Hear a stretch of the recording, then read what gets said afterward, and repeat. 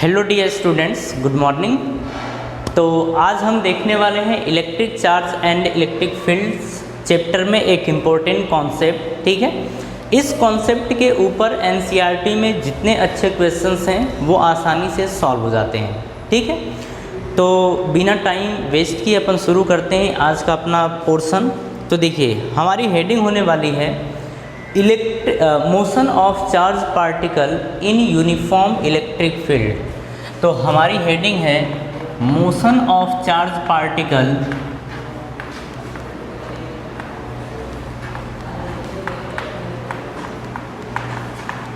In uniform electric field. ठीक है, ये हेडिंग है। अब ध्यान से समझिएगा, जैसे किसी चार्ज पार्टिकल को किसी इलेक्ट्रिक फील्ड में अपन रखते हैं तो हमें इसमें ये देखना है कि उस चार्ज के पास कितना एक्सेलरेशन होगा, उस चार्ज की कितनी वेलोसिटी होगी किसी टी टाइम के बाद। ठीक है, मतलब हम इसमें ये देखने वाले हैं कि इस पोर्शन में हम इक्वेशन ऑफ मोशन यूज़ किस तरीके से करने वाले हैं। ठीक है, तो चलिए इसमें देखिए, जैसे हैं कि मान लीजिए कि ये इलेक्ट्रिक फील्ड है, इलेक्ट्रिक फील्ड की डायरेक्शन ये दे दी गई है। ठीक है, और यहाँ पे कोई चार्ज पार्टिकल है, सपोज कर लेते हैं ये प्लस क्यू है, यहाँ पे एक चार्ज पार्टिकल है जो माइनस क्यू है। ठीक है, दो टाइप्स के चार्ज हैं, अलग अलग केस रहेगा यहाँ पे। तो देखिए यहाँ होता क्या है कि जो पॉजिटिव चार्ज होता है उसके ऊपर जो फोर्स लगता है वो लगता है in the direction of electric field. ठीक है, तो ये लगा फोर्स, ये बात समझ में आई। लेकिन अगर निगेटिव चार्ज होता है तो उसके ऊपर फोर्स लगता है इलेक्ट्रिक फील्ड की अपोजिट डायरेक्शन में, तो ये लग गया इधर की तरफ फोर्स। ठीक है, अगर हम इसके मैग्नीट्यूड की बात करें यानी फोर्स के वैल्यू की बात करें तो F इज इक्वल्स टू होता है Q इंटू ई, क्योंकि हमने देखा था कि E इज इक्वल्स टू होता है F बाई Q। तो F इज इक्वल्स टू यहाँ पे हमने ये देखा था E equals to F by Q, तो F इज इक्वल्स टू क्या Q E के बराबर हो जाएगा, बिल्कुल हो जाएगा यहाँ पे। अब देखिए, जब ये चीज़ें हमें मिल गई, अगर हमें इसका मास बोल दे कि इसका मास m है, तो बताइए इसके पास कितना एक्सेलरेशन होगा। तो देखिए हमें ये भी पता है कि F इज इक्वल्स टू होता है ma, तो हम बोल रहे हैं कि इसके पास अगर मास m है, फोर्स इतना लग रहा है, तो एक्सेलरेशन कितना होगा। तो यहाँ से हम बोल देते हैं कि F इज इक्वल्स टू, यहाँ तो Q E दिया गया है लेकिन F की वैल्यू ma भी होती है, तो ma is equals to Q E। अब एक्सेलरेशन की बात कर रहे हैं तो एक्सेलरेशन हो जाएगा Q E अपॉन m। ठीक है, ये हो जाएगा एक्सेलरेशन, मतलब ये जो चार्ज पार्टिकल है ये Q E अपॉन m से एक्सेलरेट कर रहा है। ठीक है, अब देखिए यहीं से एक चीज़ और सीखने को मिलता है कि अगर एक्सेलरेशन कांस्टेंट हो जाए, अगर एक्सेलरेशन कांस्टेंट हो जाएगा तो यहाँ पे हम देखेंगे कि इक्वेशन ऑफ मोशन हम फिर यूज़ कर सकते हैं। ठीक है, ऑब्जेक्ट की डिस्टेंस, जो पार्टिकल है उसकी डिस्टेंस कैलकुलेट करने में, उसकी स्पीड कैलकुलेट करने में हम यूज़ कर सकते हैं इक्वेशन ऑफ मोशन। तो हम यहाँ पे बोल रहे हैं कि एक्सेलरेशन क्या है, तो एक्सेलरेशन है कांस्टेंट। अगर एक्सेलरेशन कांस्टेंट है तो इक्वेशन ऑफ मोशन यूज़ करेंगे। तो फर्स्ट इक्वेशन ऑफ मोशन होता है v equals to u plus a t, ये होता है। तो v is equals to u, तो ठीक है, प्लस a के प्लेस पे हम रख देंगे q e अपॉन m, ये हम इलेक्ट्रिक फील्ड में बात कर रहे हैं, तो q e upon m into T ये आ जाएगा। अगर हम सेकेंड की बात करें तो ये होता था s equals to U T plus half A T का स्क्वायर, ये होता था, यानी कि s is equals to U T, तो U T plus half a के प्लेस पे हम पुट करेंगे q e upon m into T का स्क्वायर। ठीक है, तो ये सेकेंड इक्वेशन हो गया। अगर हम थर्ड इक्वेशन ऑफ मोशन की बात करें तो थर्ड इक्वेशन ऑफ मोशन होता था v स्क्वायर इक्वल्स टू, ये होता था v square equals to u square plus 2as, ये होता था, यानी कि v square is equals to u square plus 2। अब एक्सेलरेशन, तो एक्सेलरेशन के प्लेस पे q e अपॉन m कर देंगे इंटू s, ये आ जाएगा थर्ड इक्वेशन ऑफ मोशन। तो देखिए जिस तरीके से हमें क्वेश्चन पूछेगा, जो भी पूछेगा उस तरीके से हम इक्वेशन ऑफ मोशन यूज़ करेंगे। ठीक है, तो खैर ये चीज़ आपको समझ में आ गई। तो यहीं पे अगर ये चीज़ आप समझ गए तो यहाँ से हम चाहें तो क्वेश्चन भी कर सकते हैं, लेकिन अपन क्वेश्चन कर लेते हैं, ठीक है। इस पे बेस्ड पहले एक क्वेश्चन करते हैं, और ध्यान से अगर आपको ये कॉन्सेप्ट समझ में आ गया है तो ये क्वेश्चन भी आपसे आसानी से हो जाएगा, ठीक है। तो बोर्ड स्क्रीन पे खैर आपको ये क्वेश्चन दिखेगा और हम इस क्वेश्चन को बना भी दे रहे हैं। तो देखिए यहाँ पे दिया गया है इस तरीके से, ये बनाया गया है कोऑर्डिनेट, ये एक्स एक्सिस है, ये वाई एक्सिस है। यहाँ पे बोल रहा है कि कोई चार्ज पार्टिकल है, ठीक है, और ये चार्ज पार्टिकल ओरिजिन पे है जिसका मैग्नीट्यूड 1 माइक्रोकूलम, और इसका मास की बात करें तो मास है 1 ग्राम के बराबर, ठीक है। और बोला गया है कि इसके पास शुरुआत में एक वेलोसिटी प्रोवाइड की गई है जिसे हम u बोलेंगे, और ये u वेलोसिटी से जा रहा है, मतलब ये है, और आगे दे दिया था i कैप, ठीक है। इसमें एक चीज़ और दिया गया है कि जो इलेक्ट्रिक फील्ड है वो इसी तरफ है, और इसकी वैल्यू दे रखी है 100 न्यूटन पर कूलम i कैप, ये दे रखा है, ठीक है। हमसे क्वेश्चन में पूछ क्या रहा है कि find the time after which charge will again at origin. बोल रहा है कि वो टाइम बताइए जब ये चार्ज फिर से ओरिजिन पर आ जाएगा, ठीक है। अब ध्यान से समझिए ऐसा क्यों बोल रहा है क्वेश्चन में कि ये चार्ज पार्टिकल ओरिजिन पे आ जाएगा। तो देखिए चार्ज पार्टिकल का नेचर कैसा है, निगेटिव। तो अगर निगेटिव नेचर का है ये और इलेक्ट्रिक फील्ड इस डायरेक्शन में है तो इसके ऊपर इसका मतलब फोर्स लगेगा इधर की तरफ, ठीक है। तो फोर्स लगेगा इधर की तरफ, मतलब ये u वेलोसिटी से जा रहा है लेकिन फोर्स लग रहा है पीछे की तरफ, तो ऑब्वियस सी बात है कभी ना कभी ये पीछे ज़रूर आएगा, ठीक है। और हमसे वही पूछ रहा है कि टाइम बताइए कि ये कब ये फिर से ओरिजिन पे आ जाएगा। तो देखिए जितने डाटा गिवन हैं सारे डाटाज को अपन लिख लेते हैं। तो यहाँ पे हमें E दिया गया है और ये है 100 न्यूटन पर कूलम, ये है। अगर हम U की बात करें तो U दे रखा है 100 मीटर पर सेकेंड, ये दे रखा है। अगर हम चार्ज की बात करें तो ये दे रखा है -1 माइक्रोकूलम, हम इसे रख देंगे तो ये आएगा 10⁻⁻6 माइक्रोकूलम। अगर हम इसके मास की बात करें तो लिखा है 1 ग्राम, और 1 ग्राम का मतलब है 10⁻³ किलोग्राम, ठीक है। ये सारी चीज़ें गिवन है। अब देखिए यहाँ पे एक चीज़ और बोला गया है कि जो डिस्प्लेसमेंट है वो 0 है।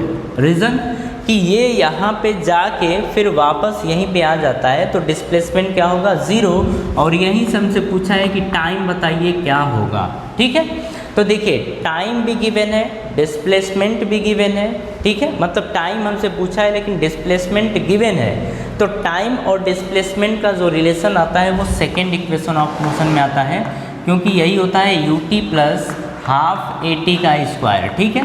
और यहाँ पे जो एक्सेलरेशन है वो एक्सेलरेशन QE/m के बराबर है। तो जो यहाँ पे हम इक्वेशन ऑफ मोशन लिखेंगे s = ut + ½ at का स्क्वायर, इसमें हम देख रहे हैं कि एक्सेलरेशन QE/m है, इसकी वैल्यू को हम कैलकुलेट कर लेते हैं। तो Q की वैल्यू कितनी है, 10⁻⁻6, क्योंकि हमें माइनस से कोई मतलब ही नहीं है, बस माइनस तो ये बता रहा था ना कि ये वापस जाएगा, ठीक है। इंटू E की वैल्यू है 10⁻², 100 का मतलब 10⁻², सॉरी ये है 100 का मतलब 10⁻²। मास, तो मास इसका दिया गया है 1 ग्राम यानी 10⁻³ ये आ गया। तो A = देखिए 10⁻6 इंटू ये 10⁻² है, ये माइनस है, ये ऊपर जाएगा तो प्लस बनेगा, यानी ये बन जाएगा 10⁻5। तो A की वैल्यू आ जाएगी 10⁻⁻1, ठीक है। एक्सेलरेशन आ गया आपका 10⁻⁻1, इसे आप लिख सकते हैं 1/10, ये भी लिख सकते हैं, और ये है मीटर पर सेकेंड का स्क्वायर। इतनी बात समझ में आ रही है। अब देखिए यहाँ पे डिस्प्लेसमेंट आपका 0 था। U की बात करें तो U आपका दे रखा है 100, तो यहाँ पे रख देंगे 100। टाइम हमसे पूछा है। अब देखिए यहाँ पे जो एक्सेलरेशन मिलेगा ये आपको निगेटिव मिलेगा, क्योंकि ये एक्सेलरेशन नहीं, एक्चुअल में ये रिटार्डेशन है। क्या है, रिटार्डेशन, ये चीज़ है। अब यहाँ पे पुट करिए तो हाफ, अब ये माइनस है और ये प्लस है तो यहाँ पे माइनस आ जाएगा। A के प्लेस पे पुट करेंगे 1/10 और ये t का स्क्वायर, इसको इस साइड लाइए। जब इस साइड लाएंगे तो 10 टू ज़ 20, तो 1/20 टी का square is equal to 100 t, ये आ गया, टी से टी कैंसल आउट। यहाँ से देखिए टी इज इक्वल टू आ जाएगा 100 इंटू 20, यानी कि ये आ जाएगा 2000 सेकेंड के बराबर, ठीक है। और यही हमारा आंसर है।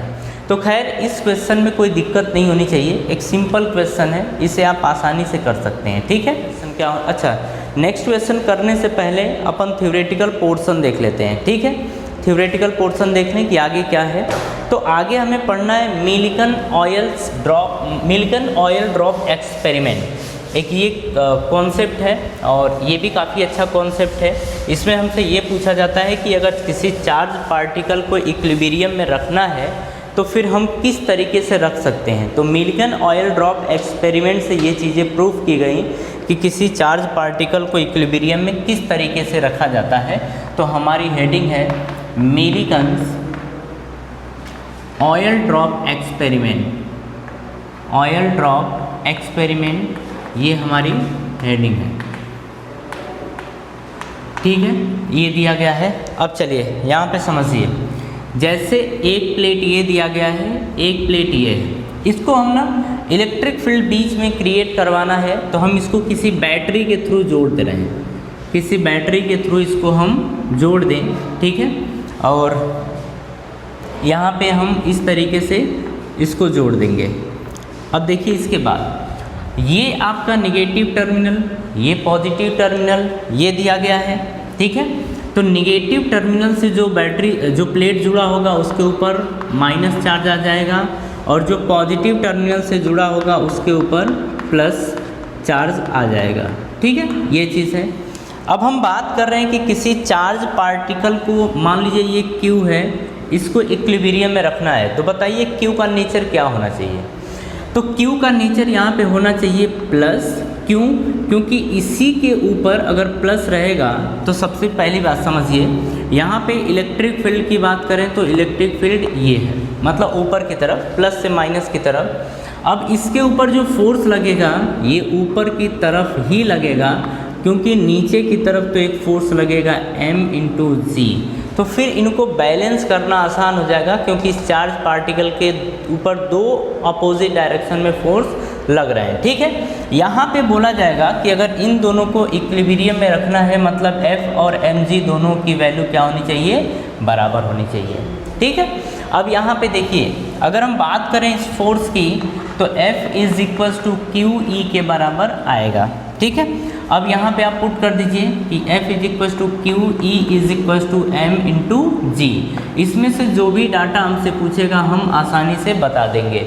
तो देखिए ये फॉर्मूला तभी आप यूज़ कर सकते हैं जब यहाँ पे इलेक्ट्रिक फील्ड गिवन हो, लेकिन अगर हमें बैटरी गिवन है तो आपको ये याद रखना पड़ेगा कि ये होता है एक formula V is equal to E/R, यानी कि हमें इलेक्ट्रिक फील्ड को रिप्लेस करना होगा अगर बैटरी दी गई होगी तो हम यहाँ पे लिखेंगे E is equal to V/R, हम ये लिखेंगे, ठीक है। तो हम इलेक्ट्रिक फील्ड के प्लेस पे V/R भी पुट कर सकते हैं, तो यहाँ पे लिखेंगे Q और E के प्लेस पे पुट कर देंगे V/R, और R के प्लेस पे देखिए हम D पुट करेंगे यहाँ पे, क्योंकि दोनों प्लेट्स के बीच की डिस्टेंस D दे रखी है, ठीक है। ये दोनों प्लेट्स के बीच की डिस्टेंस D दे रखी होगी, ये चीज़, ठीक है। तो हम यहाँ पे पुट करेंगे Q V/D is equal to m/g। तो जिस तरीके का क्वेश्चन आपके सामने आता है, जिस फॉर्मेट में आता है, आप उसी तरीके से फॉर्मूलों को यूज़ करेंगे, ठीक है। कभी कभी हमसे ये बोल देता है कि जो चार्ज पार्टिकल है इसका रेडियस r है और इसकी डेंसिटी ρ। तो देखिए रेडियस और डेंसिटी दिया होगा तो इसका मतलब यहाँ पे मास नहीं दिया होगा, और जब मास नहीं दिया होगा तो हम लिख सकते हैं कि मास होता है वॉल्यूम इंटू डेंसिटी, ये वॉल्यूम इंटू डेंसिटी होता है। तो मास की वॉल्यूम की बात करें इस चार्ज पार्टिकल की, स्फेरिकल चार्ज पार्टिकल है, तो 4/3 πr³, ये तो वॉल्यूम आ गया, इंटू रो। तो अगर मास नहीं दिया होगा, डेंसिटी और रेडियस दी होगी, तो हम ये चीज़ें यहाँ पे पुट कर देंगे। तो जब पुट करेंगे तो Q V/D is equals to आ जाएगा, अब m के प्लेस पे 4/3 πr³ इंटू रो और आगे आ जाएगा g, ठीक है। तो जिस तरीके से आपको दिया होगा क्वेश्चन, उसी तरीके से वही फॉर्मूला यूज़ करेंगे। तो ये भी कॉन्सेप्ट काफ़ी बेहतर कॉन्सेप्ट है, ठीक है, इसे आप अच्छे तरीके से ध्यान रखिएगा। अब देखिए एक चीज़ आप यहाँ पे और समझ लीजिए कि अगर ये प्लस चार्ज था तो फोर्स ऊपर लग रहा था, और क्यों लग रहा था, क्योंकि ये इलेक्ट्रिक फील्ड उसी की डायरेक्शन में थी, ठीक है। मान लीजिए कि हमने बैटरी के जो टर्मिनल हैं उनकी डायरेक्शन चेंज कर दी। चेंज करने का क्या मतलब है, अब यहाँ समझिएगा आप। जैसे हमने क्या कर दिया कि इसको पॉजिटिव टर्मिनल बना दिया और इसको निगेटिव टर्मिनल बना दिया, ठीक है। इसका मतलब यहाँ पे माइनस हो जाएगा और यहाँ पे फिर प्लस हो जाएगा, ठीक है, ये हो जाएगा। अब हमें किसी चार्ज पार्टिकल को रोकना है तो किस तरीके से रोकेंगे, तो क्यू, ये तो ठीक है, बट इलेक्ट्रिक फील्ड की डायरेक्शन क्या है, इस तरफ है। तो अब चार्ज की बात करें तो चार्ज अगर निगेटिव हुआ तभी इसके ऊपर फोर्स लगेगा अपोजिट डायरेक्शन में, मतलब ये लगेगा, और नीचे की तरफ लगेगा m/g, नीचे की तरफ लग जाएगा m/g, ठीक है, ये लग जाएगा। अब हम दोनों को बैलेंस कर सकते हैं तो फिर से हमारा यही कैलकुलेट हो जाएगा। बात समझ में आ रही है। तो इस तरीके से आप मिल्टन ऑयल ड्रॉप एक्सपेरिमेंट को देखते हैं, हमारे बुक में दिया गया है, इसके ऊपर अच्छे क्वेश्चंस भी हैं। अब आसानी से ये क्वेश्चन आपसे हो जाएंगे, ठीक है। चलिए अब हम क्वेश्चन करते हैं। क्वेश्चन हमारे को दिया गया है, अब उसे रीड करते हैं, लेकिन सबसे पहले इसको इरेज करते हैं। क्वेश्चन की लैंग्वेज देखिएगा, क्वेश्चन के तरीके देखिएगा कि किस तरीके से इन क्वेश्चंस को सॉल्व किया जाता है, ठीक है, ये सारी चीज़ें आपको देखनी है। तो चलिए क्वेश्चन हम करना शुरू करते हैं। क्वेश्चन क्या दिया गया है, बोल रहा है कि a free pitch ball A of 8 ग्राम, बोल रहा है कि एक कोई पिच बॉल है ए जो 8 ग्राम की है, मतलब मास दिया गया है 8 ग्राम, ठीक है, carries a positive charge of 5 × 10⁻⁸ coulomb, what must be the nature and magnitude of charge that should be given to a second pith ball be fixed 5 cm below the former ball so that the upper ball is stationary, ठीक है। बोल रहा है कि एक ball ये है और एक बॉल ये बी है, ठीक है। यहाँ पे क्या बोल रहा है था कि जो ए बॉल है वो पॉजिटिव नेचर का है और इसका जो चार्ज है वो है 5 × 10⁻⁸ कूलम के बराबर, ठीक है। बोल रहा है कि what must be the nature and magnitude of charge that be given to a second pith ball be fixed 5 centimetre below. बोल रहा है कि यहाँ से 5 सेंटीमीटर नीचे रखा गया है, मतलब ये है, तो इन दोनों के बीच की डिस्टेंस दे रखी है 5 सेंटीमीटर के बराबर, ठीक है। बोल रहा है कि so that upper ball is stationary, बोल रहा है कि इसका नेचर क्या होगा और इसका मैग्नीट्यूड क्या होगा, मतलब जो चार्ज है इस चार्ज का मैग्नीट्यूड और नेचर क्या होगा जिससे हम इसको हवा में ही रोक सकें, ठीक है। अब देखिए यहाँ पे ये पॉजिटिव नेचर का है, इसे हम मान लेते हैं कि जो चार्ज है वो Q है, मतलब यहाँ का जो चार्ज है Q है। अगर हम नेचर की बात करें तो इन दोनों को रिपेल कराना है, अट्रैक्ट तो कराना नहीं है, क्योंकि अगर इन दोनों के बीच में अट्रैक्शन होगा तो ये तुरंत इसकी तरफ गिर जाएगा, लेकिन दोनों के बीच में अगर रिपल्सन होगा तो ये जहाँ है यहीं पे स्टेशनरी हो सकता है अगर इसको ये बॉल रिपेल करे, अगर ये बॉल इसको रिपेल करे तभी ये यहाँ पे रेस्ट में हो सकता है, ठीक है। अब देखिए अगर हमें रेस्ट में रखना है यानी रिपल्सन कराना है तो अगर ये पॉजिटिव नेचर का है तो इसका भी नेचर कैसा होना चाहिए, पॉजिटिव। तो एक क्वेश्चन का तो आंसर मिल गया कि इसका नेचर कैसा होना चाहिए, पॉजिटिव होना चाहिए, ठीक है। हमसे पूछा है इसका मैग्नीट्यूड क्या होगा, मतलब Q की वैल्यू क्या होगी। तो ध्यान से समझिएगा, इस बॉल के ऊपर की बात करें तो इस बॉल मतलब जो बॉल A है इसके ऊपर एक फोर्स लग रहा है ऊपर की तरफ, ठीक है, ये एक फोर्स लग रहा है। नीचे की तरफ लग रहा है mg यानी ग्रेविटेशनल फोर्स लग रहा है, ऊपर की तरफ इलेक्ट्रिक फोर्स लग रहा है, नीचे की तरफ ग्रेविटेशनल फोर्स लग रहा है, ठीक है। इन दोनों की वैल्यू अगर बराबर हो जाए तो हम ये बोल देंगे कि ये बॉल स्टेशनरी है, ठीक है। अब हम बात करेंगे F की, और F का मतलब इलेक्ट्रिकल फोर्स। तो दोनों के बीच का इलेक्ट्रिकल फोर्स, अच्छा एक चीज़ अपन और देख लेते हैं यहाँ पे, जो ये 8 ग्राम दिया है इसको किलोग्राम में कन्वर्ट करेंगे तो 8 × 10⁻³ किलोग्राम ये हो जाएगा। ये अगर बात करें R की वैल्यू दे रखी है 5 सेंटीमीटर, तो क्या हम इसे 5 × 10⁻² मीटर रख सकते हैं? बिल्कुल रख सकते हैं। अब हमें कैलकुलेट करना है F, तो F इज होता है K Q1 Q2/R²। ठीक है, यहाँ पे हम रखेंगे F इज K। अब Q1 की वैल्यू तो आप इसे Q1 मान लो और इसे आप Q2 मान लो, इस तरीके से बस लेट कर लो।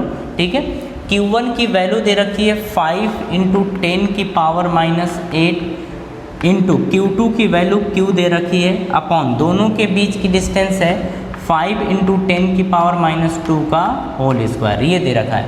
इसे उठा के यहाँ पुट कर दें, इसे उठा के यहाँ पुट कर दें तो हम रखेंगे F के प्लेस पे K इंटू K की value 9 × 10⁹ into 5 × 10⁻8 into Q upon, अब देखिए ये हम रख देंगे तो ये आएगा 25 × 10⁻⁴।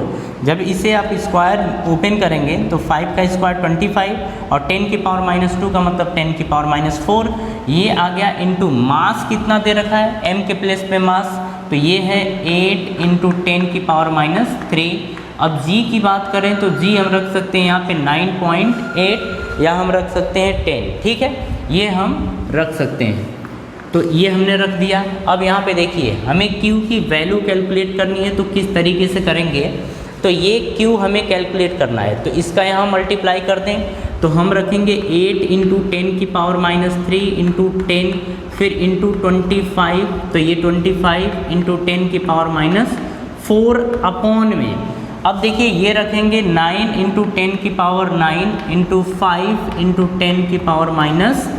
ठीक है, तो ये जो Q की वैल्यू फाइनली आएगी ये आएगी 4.36 × 10⁻⁷, तो Q की वैल्यू आएगी 4.36 × 10⁻⁷ कूलाम के बराबर। ठीक है, तो देखिए क्वेश्चन करने का तरीका समझिए कि किस तरीके से क्वेश्चन को किया जाएगा, उसकी लैंग्वेज क्या बोल रही है, सबसे इम्पोर्टेंट चीज़ होता है ये जानना।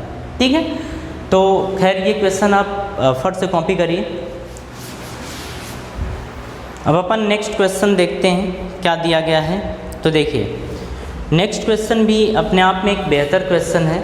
ये बोल रहा है कि an electron enters in a capacitor making an angle alpha with one plate and leave the capacitor making an angle beta with another plate, then find ratio of initial and final kinetic energy. ठीक है, अब ये हमसे क्या बोल रहा है, तो देखिए यहाँ पे बोल रहा है कि कोई इलेक्ट्रॉन है जो किसी कैपेसिटर के अंदर, और कैपेसिटर का मतलब दो प्लेट्स जो हमने देखा था वो प्लेट्स की बात हो रही है। दो प्लेट्स हैं, इनके बीच में जैसे अपन इसको ये ध्यान से समझिएगा, ऊपर का पोर्शन नेगेटिव दिया गया है, नीचे का पोर्शन आपका पॉजिटिव है, मतलब नीचे वाला प्लेट पॉजिटिव है।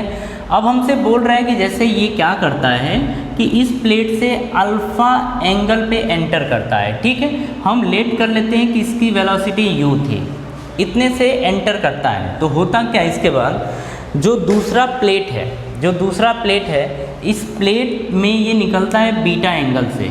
तो एक्चुअल में देखो होता क्या है यहाँ पे, जैसे ये हमने प्लेट बना लिया है, ठीक है, ये पॉजिटिव प्लेट ऊपर नेगेटिव प्लेट, जब हम किसी चार्ज पार्टिकल को ऐसे फेंकते हैं, ऐसे थ्रो करते हैं u वेलोसिटी से, और ये माइनस है और ये प्लस है, तो देखो होता क्या है कि इलेक्ट्रिक फील्ड की डायरेक्शन की बात करें तो इलेक्ट्रिक फील्ड इस डायरेक्शन में होगा, ध्यान से समझिएगा।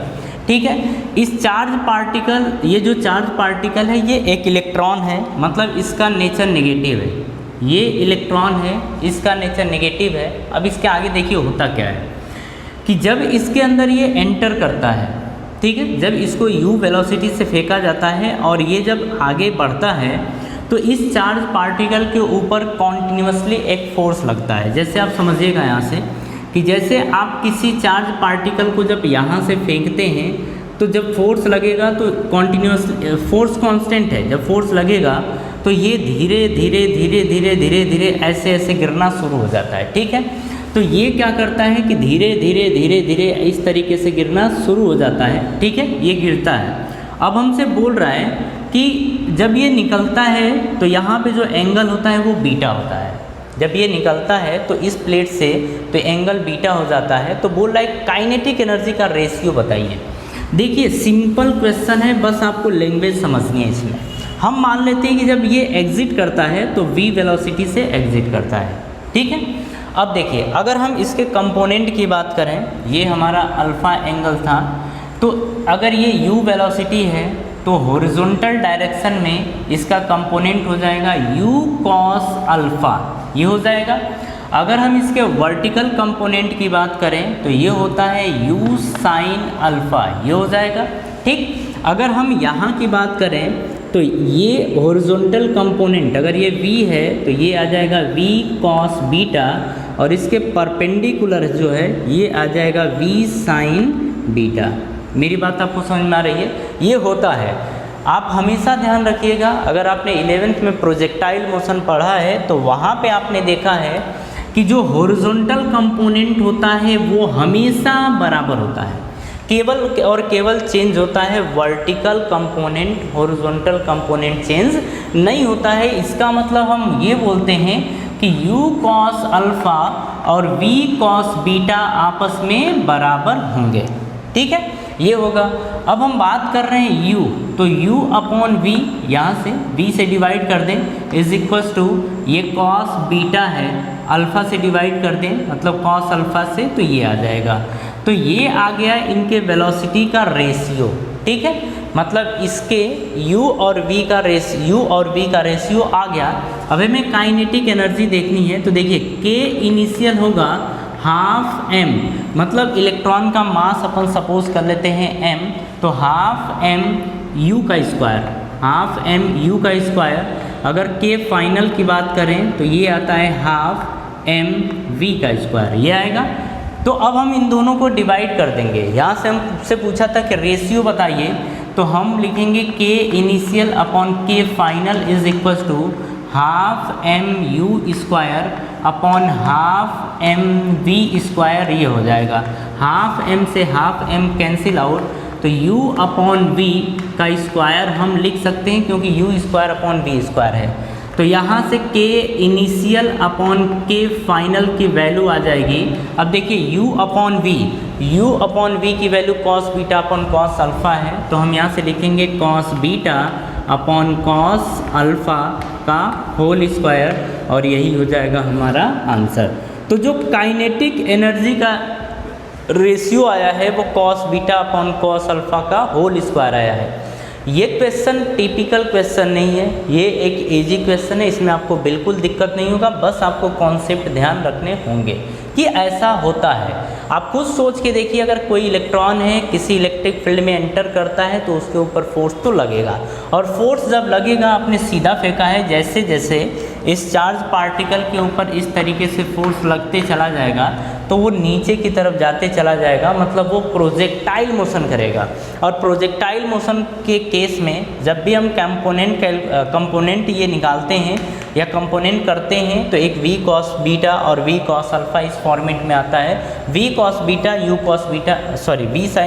v sin बीटा और v cos बीटा ये आता है, लेकिन इसमें से हॉरिजॉन्टल कंपोनेंट हमेशा बराबर होते हैं। हॉरिजॉन्टल कंपोनेंट कभी चेंज नहीं होता, चेंज होता है वर्टिकल कंपोनेंट, ठीक है। तो आज के लेक्चर को हम यहीं तक रखते हैं, ठीक है, और हम मिलते हैं नेक्स्ट लेक्चर में कुछ और बेहतर क्वेश्चंस के साथ। तो आज के लिए इतना ही, और थैंक यू।